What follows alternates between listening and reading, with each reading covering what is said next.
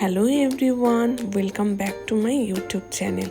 অনেক দিন বাদে ফের একটা ভিডিও নিয়ে চলে এসেছি। জানি অনেকটা দেরি হয়ে গেল, কিন্তু কি করব, মিঠির শরীরটা কদিন ধরে ভালো যাচ্ছে না, তাই জন্য আমি এডিট করতেও পারছিলাম না। এবার বলি মিঠিকে। মিঠি হচ্ছে আমার রাজকুমারী, যার নাম তোমরা জানো ঐত্রী নামে। ঐত্রী ওর ভালো নাম দেওয়া হয়েছে, আর ডাক নাম মিঠি। দিনটা ছিল 28শে মে, মানে আমার রাজকুমারী তার বাড়িতে ফেরার দিন। দেখতেই পেলে ডুগু, দিদি, মা সবার মনটা খুব খারাপ। আর বাবা যেহেতু সকালে দোকানে চলে গিয়েছিল, সেহেতু বাবার নিজের ইমোশনটাকে কন্ট্রোল করে নিয়েছে। আমিও অনেকটা ইমোশনাল হয়ে পড়েছিলাম। মনে হচ্ছিল সেই বিয়ের পরে শ্বশুরবাড়ি আসার ফিলিংসটার কথা, কিন্তু কিছু করার ছিল না। শুভ, আমার শাশুড়ি মা, শ্বশুরমশাই, তনুশ্রী সবারই তো ইচ্ছে করছিল ওকে নিয়ে খেলা করার, ওর সাথে টাইম স্পেন্ড করা।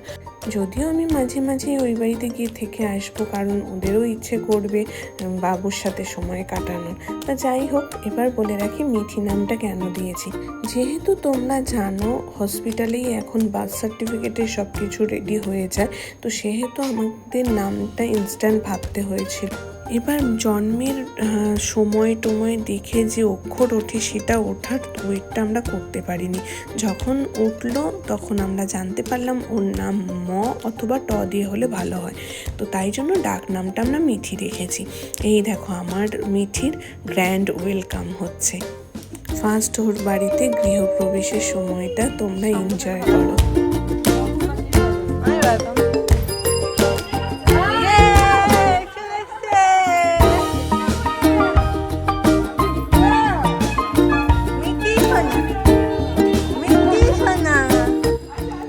আমাদের লক্ষ্মী চাল ভর্তি ঘট ফেলে গৃহপ্রবেশ করলো।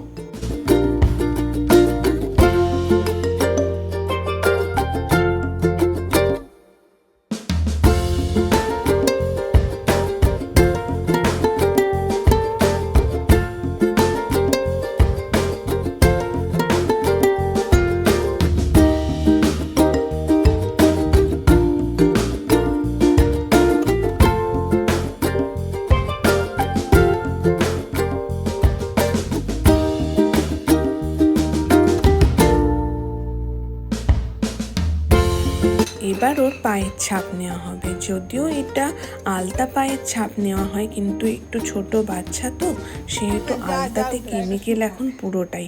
তাই জন্য হলুদ, এটা কস্তুরি হলুদ দেওয়া আছে, সেই হলুদের ছাপ নেওয়া হলো স্মৃতি হিসেবে রাখার জন্য।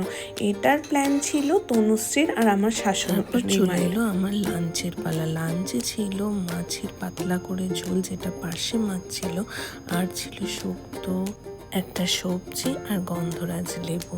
তারপরে 2 দিন বাদে ওর ছিল হেয়ারিং টেস্ট। মানে হেয়ারিং টেস্ট বলতে এখন বেবিদের কানের একটা টেস্ট করানো হয়, যেটা ম্যান্ডেটারি। তো সেটার জন্যই ওর বাবার সাথে আমরা চলে গিয়েছিলাম।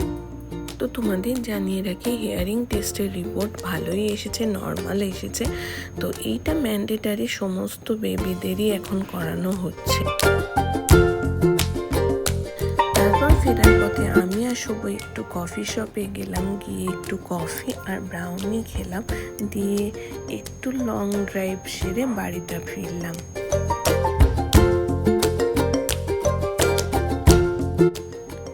ফিরতে ফিরতে আমাদের একটু বিকেলই হয়ে গিয়েছিল।